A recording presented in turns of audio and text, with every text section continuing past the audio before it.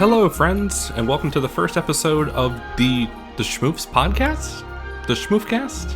I don't even think we have a name yet set for it at this point. We just want to know that we're trying to push out a podcast and give some more long-form content in just the form of us talking and discussing, because I think that's interesting. I think it's fun. I did podcasting for a while with the Walt Love Podcasting. I missed it. Kristen said she wanted to get into podcasting as well. So here we are. I feel like that puts me on the spot. But it's fine. To a point. So we're going to need your help coming up with a name for this thing. We had some ideas, and it seemed like the logical choice is going to be the Schmoofcast. Some other ideas we had was like, are you really arguing about that? Because I'm sure you've seen some of our videos. Our arguments get pretty silly sometimes. Especially when it comes to anything like Disney parks or theme parks in general or hotels, or we argue about very weird things. Yeah, it's stuff that typical couples wouldn't argue about. It's not like, hey, you didn't make the bed today. What the hell gives? It's more of the wall carpets at Epcot. Why are we arguing about the wall carpets? But, wow, we must be really sad. Yeah, to a point. But it's fine. We fit in with the community. So we figured we'd start with this first episode as just kind of like a lead-in and, talk a little bit about ourselves and our expertise in the theme park areas, as for like a better wording, I guess. Wow. Yeah. You sound so fancy. We've been around a while. We've both lived in Orlando for almost a decade now. Yeah. Decade each. Long time. We're annual pass holders for not only Disney, but Universal and SeaWorld and Busch Gardens and Aquatica and Legoland. Everything in Orlando. Complex. The iComplex, yeah. Anything we could get a season pass for, we have. So we've been around the block numerous times.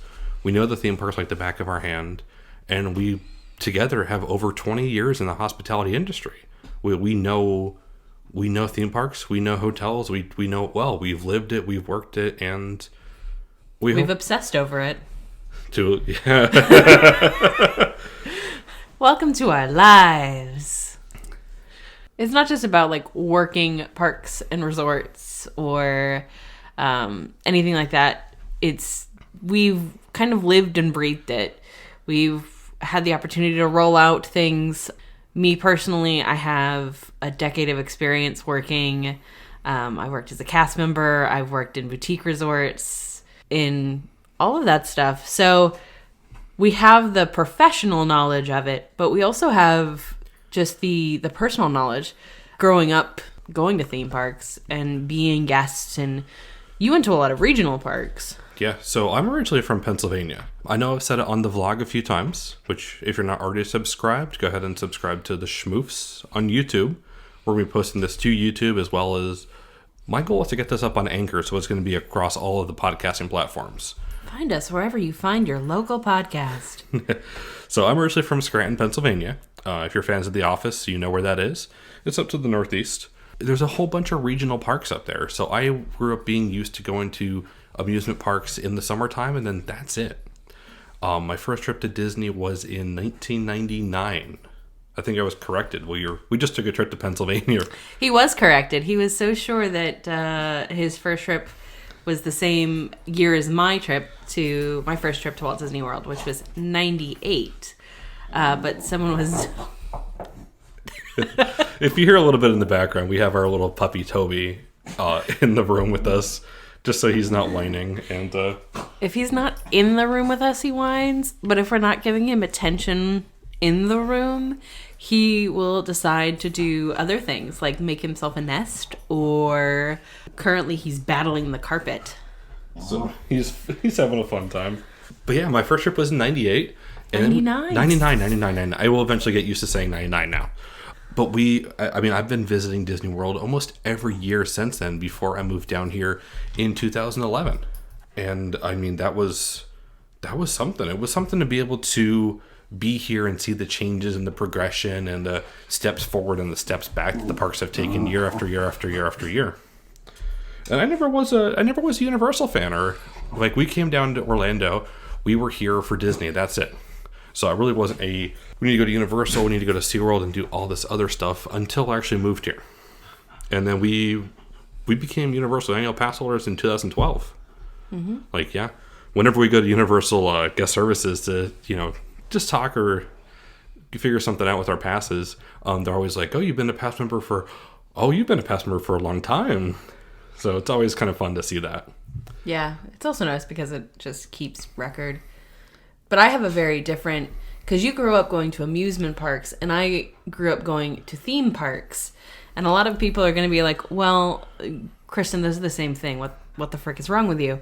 But they're not. They actually fall into two separate categories within the kind of themed entertainment industry, where amusement parks are going to be more of those regional parks. They don't have to correlate or necessarily have a theme or make sense together, if you will. And then you have theme parks, which is going to be places like Disneyland or Universal or any of those places where they are coherent, themed. The whole park will tie in together, and that's kind of how it goes. So I grew up on the West Coast and was going to theme parks. I was a Disneyland annual pass holder for like all of my childhood. Both of my parents are actually from Southern California, so it was very easy to go. My mom is actually from Burbank. She had to drive by the Walt Disney Studios every day on her way to school. So it's definitely something that they were both very aware of it and kind of helped with the enthusiasm. But I remember I came, as I said, my first trip to Walt Disney World was in 1998.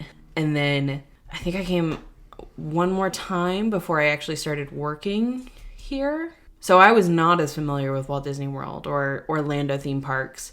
We did go to Universal, though. Like, for us, it was very much when we came to Orlando, we did everything. Just like when we went to Southern California, we do a couple days at Knott's, and we do days at Disneyland, and we went to Universal Studios or SeaWorld or the San Diego Zoo or kind of all of these things.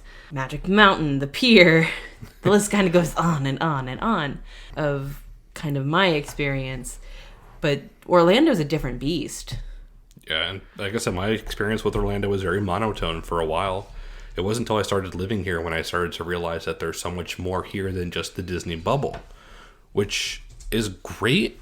And I want to share my experiences with coming out as just a pure just Disney pixie duster fan like that, and becoming more well-rounded in not just the amusement and theme park industry, but Orlando itself. It's kind of interesting. I mean, we used to go out every other night to try to find a new restaurant.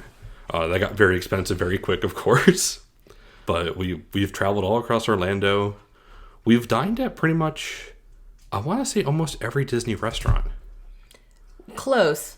I mean, we also have to remember, if we're counting quick service and stuff, that's, when we say that this is expensive, we mean that there's like 300 something restaurants across Walt Disney World. And that's a lot. But we have eaten at every resort. We've eaten at most of the restaurants at Disney Springs. We've eaten at a lot of the in-park restaurants. We've done a lot. Mm-hmm.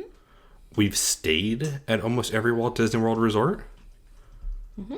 I want to say at this point, yeah, we've pretty much all the resorts we've stayed at, or we know exactly their accommodations and what they offer. We consider ourselves resort experts and park experts. We've done every ride and attraction at Disney and Universal. And I feel SeaWorld. like that can't be true. I feel like there has to be something that we're missing. One of the things I was missing, it was Circle of Life, but Circle of Life closed down, so... Haha, I win. I had that one. Yeah. I think there might be one other thing for me. I don't know. Maybe that's something we do at some point, is figure out what attraction haven't you done at Walt Disney World. I think I haven't done Up a Great Bird Adventure. So yeah, I mean, I don't want to be like, hey, we're experts, listen to us. But I hope over the course of this podcast that, you will start to see that we fortunately or unfortunately at this point know what we're talking about. I'm so sad to think of that as an unfortunate thing. We've devoted our lives to this, and now it's just silly side information. Well, you can't really just, it's not a transferable skill. Like, I can't just go to... You can't throw me in the middle of, Oklahoma and send me to try to find a job and be like, well, what are your qualifications? Well, I've eaten at Victoria and Albert's before. They'll be like, what are you talking about? I'm obsessed with RMC. Yeah, that's another thing. That's the whole What are you looking for in a job? Something that I can share my love of wooden roller coasters.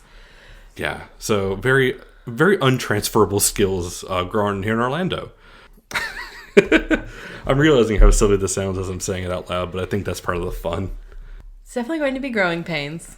Yeah. But our goal is that we want to talk about a couple of different things that we find interesting, that we hope someone else finds interesting. Because if it's just us, it becomes way more sad. Yeah. But if there's other people out there that have opinions that they want to share or are interested in hearing what we have to say, then I feel like that's a very exciting thing. Absolutely. And a lot of the podcast here, and I know for a while on YouTube it was trying to be like the first on breaking news and stuff. Like I said, we recently just did a Pennsylvania trip, and the YouTube focus has come back down to what do we find interesting? That's it. This has always been... So Brett's big thing is like, he's very interested in the news and the now. I'm not, because I feel like news will always change. The new thing, it doesn't matter if it's new, it's going to be here, and it's better to enjoy it at your own pace than try and get in with all the new people. So remembering that, and remembering, like we talked about, the fact we do see a lot of this stuff. And yeah, it is extremely interesting that you get a new barge out on... the illumination, or the harmonious barge appears, and then you have every blogger and vlogger in Orlando going over there to get pictures or video of this brand new barge. And yeah, I think it's interesting. It's interesting for 4 seconds. But at the end of the day, everybody has the same exact content. And that's not what the goal to do here is.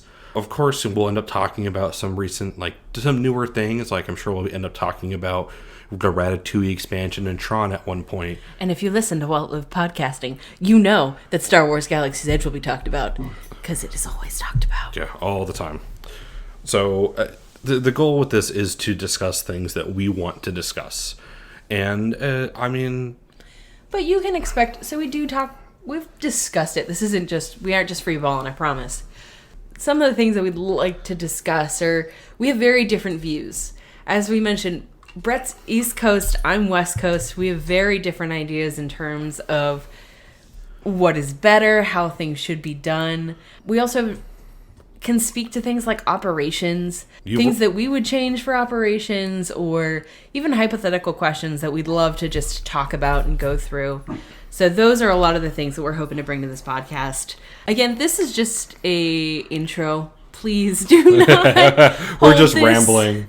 As the, the next one's going to be like this. I promise we do have a somewhat structure, hopefully, eventually. But there will be some growing pains, and I hope you guys can come with us as we do that. But I think that's it for now. Yeah, I mean, just a quick and easy. I know we've had the YouTube. We started it back right before COVID stuff started, and we kind of hit a wall with it because right when we started, we have great timing, everyone. Yeah. Great timing. So being able to move forward with that during COVID and after COVID, there's no after COVID at this point, but after the parks have reopened, and just pushing and moving interesting content from there. This is going to be in addition to the regular content that you'd be seeing. Check us out on Instagram at the Schmoofs. Yeah. And on YouTube at the Schmoofs. And on Twitter at the Schmoofs. I think you guys can see a correlation here. Yeah, I mean, we're out there. I've been around the Disney Twitter sphere for a long time, and I think Kristen's still just getting started in it. I think this is just one of those things that I wish that we had been recording as you were doing it. But earlier, Brett's response is, well, people kind of know me. Like, they know who I am. You're still new to this, but they know me. And I don't think I could have rolled my eyes harder. It was bad. It was funny. But, yes, if you follow him at Schmoofy, he has been around on Twitter for a long time. I am not a big Twitter person. It's just not a platform that I find very easy. Brett will tell you I get sucked in the comments too much. Yeah, Kristen will read every comment on every reply on every thread. I do. So it's kind of like novel work for me whenever I go on Twitter. So usually I will leave that to Brett. So if you don't already, please follow him at Schmoofy on Twitter. You will see that he is very sarcastic. Hopefully we can tone that down a little bit. Maybe. for this, but you can definitely expect a little bit of the sarcasm. We don't take ourselves too seriously for the most part. There are certain things that we do argue about, or we do have very extensive feelings about, that absolutely make no sense.